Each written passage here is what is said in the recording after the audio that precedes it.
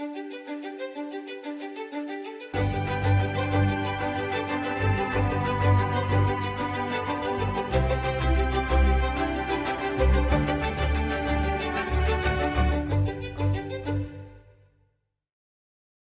January 1894, Coubertin sent an invitation for the Olympic Congress to his growing national and international network. Scheduled for June 16 to 23, the program included an 8-day schedule of events that addressed two key issues: the quest to settle the elusive question of amateurism and a proposal to study the re-establishment of the Olympic Games. No one would be surprised by his intent at this meeting. As he began to plan a production that would stir the emotions of his audience, ancient Greece once again came to his aid. The year before, two young French archaeologists working in Delphi discovered two stone fragments with curious letter forms, which turned out to be the lyrics and musical notations of a hymn to Apollo.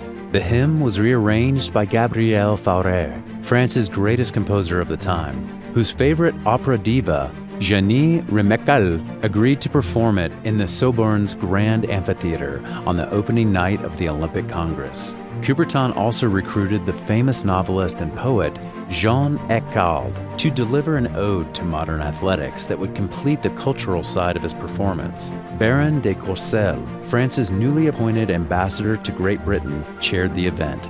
Coubertin recruited dignitaries from Russia, Germany, Hungary, Czechoslovakia, Austria, Spain, Switzerland, of course, and the United States. But it was a new Greek ally that signaled a level of support he was hoping for from the Hellenes. The distinguished matter of letters, Dimitrios Vikelas became the official Greek representative to the Olympic Congress. Although he was not a man of sport, Vikelas, 59 at the time, 23 years older than Coubertin, proved to be more than capable and enthusiastic as a Greek who heard the siren call of his ancient birthplace.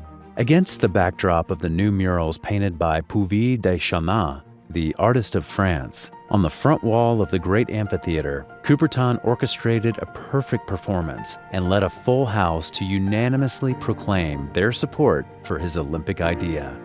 As the Delphic hymn to Apollo played, the Baron knew all would vote in favor of his proposal. The 2,000 persons present listened in religious silence to the divine melody risen from the dead to salute the Olympic Renaissance across the darkness of the ages. As the week of meetings and banquets unfolded, two committees, one on amateurism, the other on staging the first modern Olympic Games chaired by Vikelas, explored the intrigues of launching such a vast enterprise. Coubertin's desire to place the first Olympics in Paris in 1900 as part of the next World's Fair turned out to be a stratagem designed to bring the Greeks to the table. Athens was selected for the first Games in 1896, with Paris to follow 4 years later. In the days that followed, Coubertin, Sloan, and Vikelas worked on the formations of the IOC, drafted its bylaws and charter, and set in motion plans for the organization of the Athens Olympics and the teams to be invited. And Vikelas departed for Greece to begin their tasks.